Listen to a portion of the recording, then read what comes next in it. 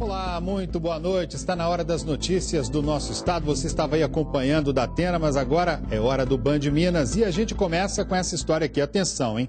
O Supremo Tribunal Federal negou o habeas corpus pedido pelo governador Fernando Pimentel.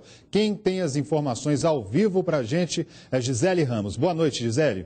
Ei, André, boa noite para você, boa noite a todos. Olha só, o pedido do governador de Minas, Fernando Pimentel, era para anular o indiciamento na Operação Acrônimo, que apura desvios, esquemas de desvios para financiar campanhas eleitorais. Mas esse pedido foi negado pelo Supremo Tribunal Federal. Pimentel se recusou a comparecer à Polícia Federal no último dia 8.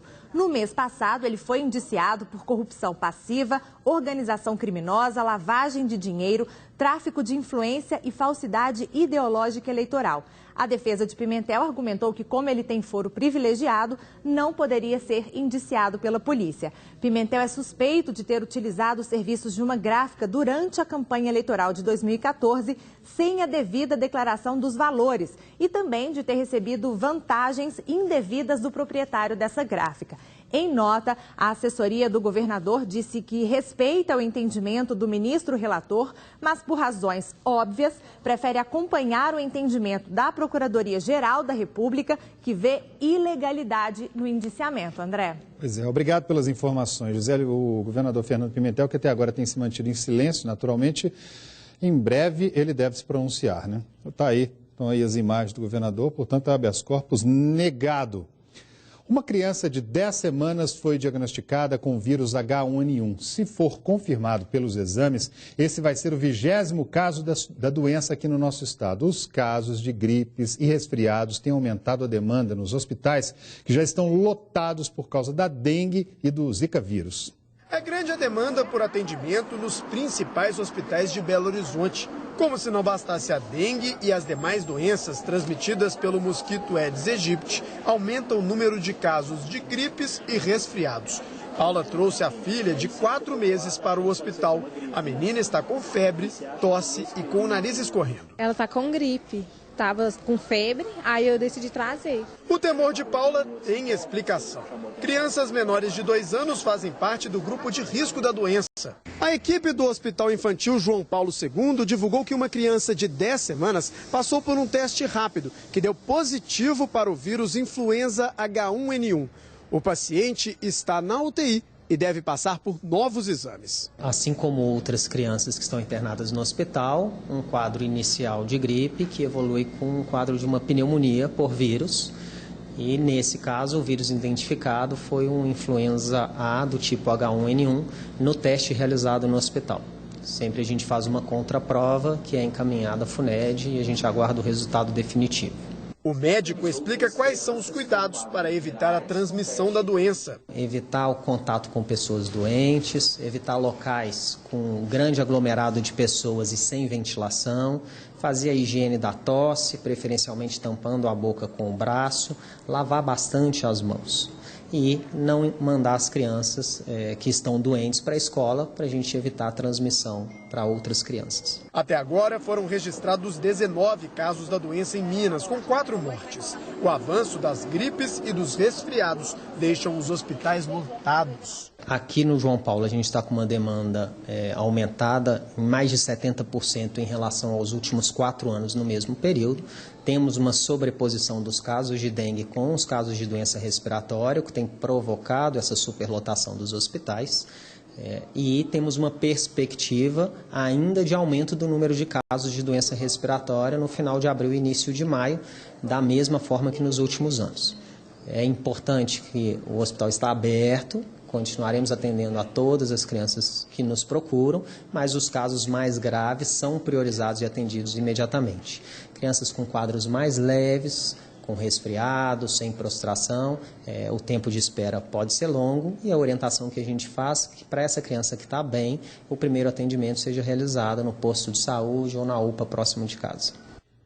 Pois é, a preocupação é muito grande em todo o país e aqui na nossa capital não é diferente. Exatamente por causa da gripe, né? A prefeitura aqui da nossa capital deve antecipar a vacinação deste ano. É isso mesmo. A previsão é de que na semana que vem as vacinas já estejam nos postos de saúde. Daqui a pouquinho a gente vai trazer as informações completas para você sobre aí, a antecipação das vacinas contra a gripe. Antes vamos falar aqui de outro assunto, porque uma ação da Polícia Civil de Uberlândia, em parceria com outros estados, terminou com a prisão de 16 pessoas acusadas de envolvimento com o tráfico de drogas. A base da quadrilha era no Triângulo Mineiro. A operação teve início há 6 meses. O trabalho feito pela Polícia Civil de Uberlândia contou com a participação de agências de outros estados. O nosso objetivo realmente é isso, interagir com os demais setores de segurança de outros estados. O esquema era bem definido. Os carros roubados eram usados para transportar as drogas do Mato Grosso do Sul e São Paulo para Uberlândia. Daqui, era redistribuída para o norte de Minas, Belo Horizonte e voltava para a capital paulista. Com o dinheiro obtido através da venda das drogas, os traficantes compravam veículos em situação regular e davam em pagamento aos grandes fornecedores. No total foram presas 16 pessoas, entre elas um homem conhecido como NEM. Segundo a polícia, ele é o responsável pelo comando do tráfico no bairro Lagoinha, em Uberlândia. Beatriz Faria Cardoso Coelho era procurada pela Polícia Federal. Ela fugiu da penitenciária de Belo Horizonte, onde cumpria pena por tráfico de drogas. Nós estamos falando aqui de uma organização criminosa que, de maneira direta ou indireta, atuava em mais de 4 estados da nossa nação. Um dos fornecedores da droga já havia sido preso no Mato Grosso. Com ele, foi apreendido 1 tonelada de maconha. Já na cidade de Uberlândia, foram apreendidos 100 quilos da droga. Indivíduos foram presos com grande quantidade de drogas. Um desses indivíduos no Mato Grosso foi pego já na casa dele. Foram apreendidos na casa dele 2 toneladas e 600 quilos de maconha que estavam prontas para ser transportadas em caminhonetes e provavelmente o destino também seria Uberlândia. É muita droga, né, gente? Agora vamos mudar de assunto. Fidelização. Essa é a aposta de empresários da capital para conseguir sobreviver a essa crise toda que a gente está vivendo, né?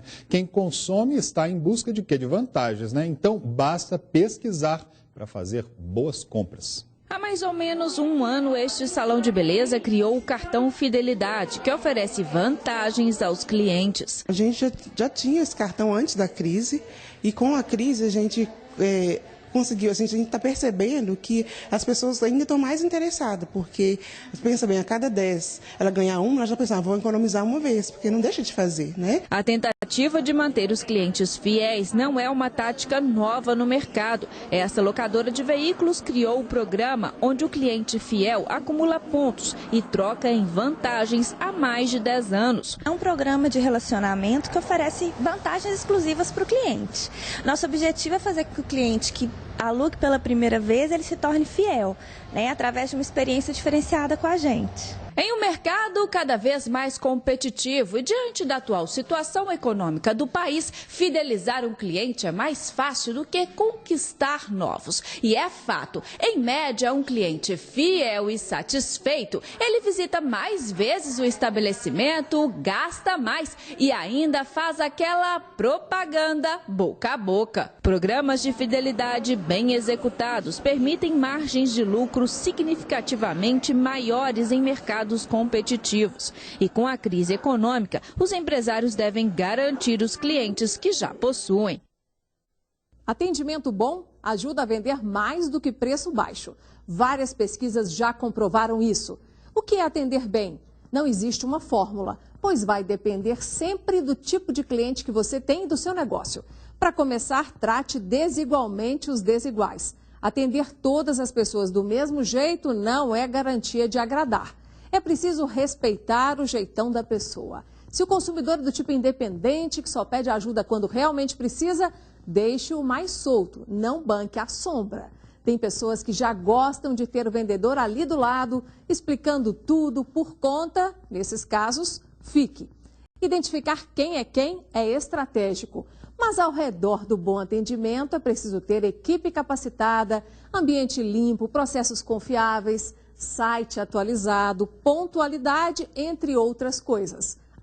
E não ache que simpatia substitui eficiência. Os dois precisam estar juntos. Fazer tudo isso vai manter seu cliente fiel? Não necessariamente. Em cidades grandes como Belo Horizonte, seu cliente tem muitas opções, pouco tempo e valoriza a comodidade acima de tudo. Mas se comprar na sua empresa significa viver uma boa experiência, você sai lá na frente.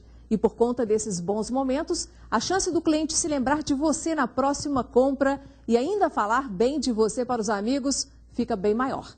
Por isso, capriche em tudo. É isso aí. No próximo bloco você confere as novidades do futebol. O Atlético se prepara para o jogo contra o RT e o Cruzeiro está de olho na Copa do Brasil. E ainda, numa sessão tumultuada, vereadores liberam a realização de rodeios em Contagem. O autor da proposta de proibição promete recorrer da decisão. Você vai entender melhor essa história daqui a pouquinho, logo depois no nosso intervalo. A gente volta rapidinho. Até já.